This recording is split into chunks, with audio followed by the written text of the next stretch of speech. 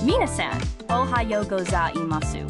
Welcome! This channel is for Japanese learners of English. Hyomo shadowing no lesson will yat ikimashou. Listen to today's real native conversation.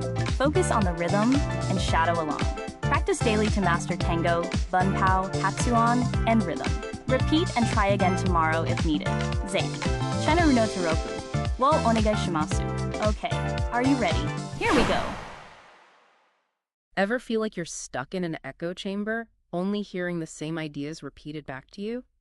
That's kind of the situation we're going to unpack today, exploring the world of news and opinions and how we navigate all the noise. Yeah, it's like you read a story and you're like, okay, but what are other people saying? Is this the only way to see it?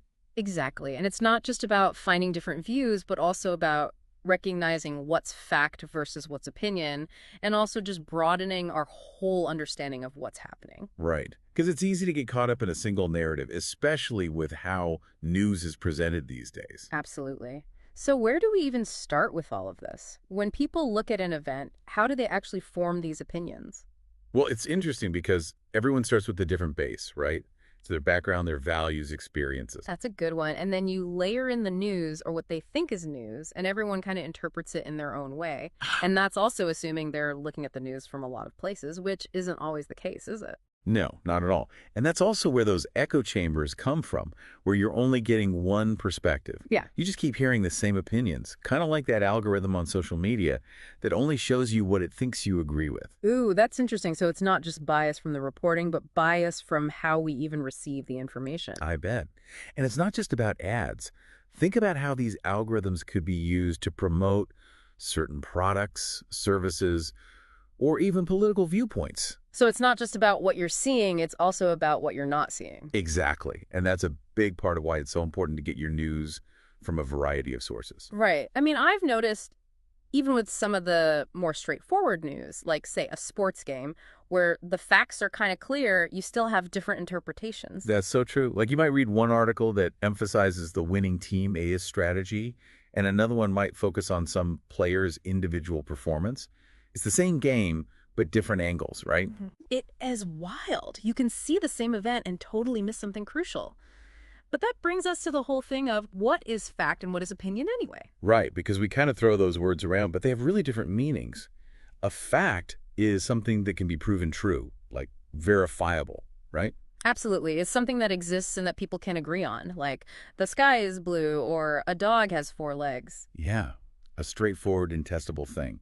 But an opinion, that's a belief, a judgment. It's how you interpret those facts, how you make sense of them, what you choose to do with the facts that are presented. Right. And that opinion can be influenced by all sorts of things, like our background, as we talked about earlier, the things that we value most, even just how you feel that day. Which makes it tricky when you're trying to have a productive discussion, because we often get stuck arguing about opinions as if they're facts. I bet.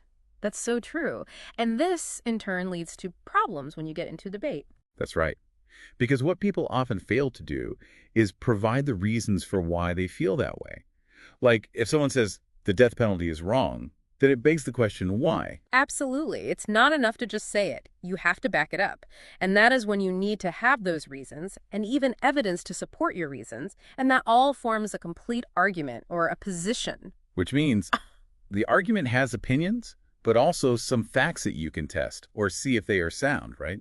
Exactly. Because otherwise, it's just one opinion versus another, and there's no real progress, no movement forward. And this is important in all conversations and not just debates, because we all need to learn how to respectfully disagree and have real conversations about ideas. Yeah, and if you're only getting your news from one source, and that source happens to match your opinion, you miss out on all of the complexities that you can get from taking in multiple perspectives. Exactly. And it's not about choosing which side you are on. It's about understanding the different angles to see that more complete picture. And that is what reading news and opinions in English can do, right? It literally opens up a world of different perspectives, interpretations, and biases we didn't even know existed. Yes! Like, you read a story in English, and then that same story in another language. And it's like you see how each culture, each outlet is putting its own spin on things. Totally. And it's not just about language skills, though they definitely get sharpened along the way, right? Yeah. It also forces you to see beyond your own little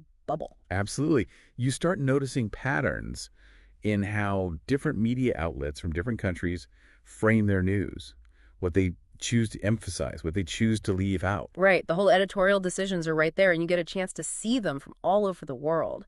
And, even on the same event, different outlets will present it in different ways. It's like, are they focusing on the economic impacts or the human impacts? Are they talking about the people involved from a certain region or culture?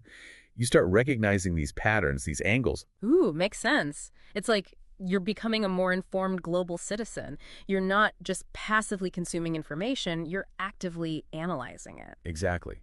And that's also where those debating skills come in, being able to articulate your opinions and back them up with clear reasoning and evidence, right? Absolutely. And it's also about knowing when to ask questions and when to challenge assumptions, including your own. It forces you to engage rather than just accept. Right. That's also about respecting different viewpoints, even when you don't agree with them. You can still have a great discussion and learn something, even when you're diametrically opposed. Totally. So it's about broadening horizons, strengthening your critical thinking, and understanding how the world is perceived. Right. Not just in your own backyard, but across the globe, which is a good way to see that bigger picture, right? Yeah, you see, the global perspective. It is a big world out there, and that knowledge can help us understand our own biases and broaden our understanding of it all.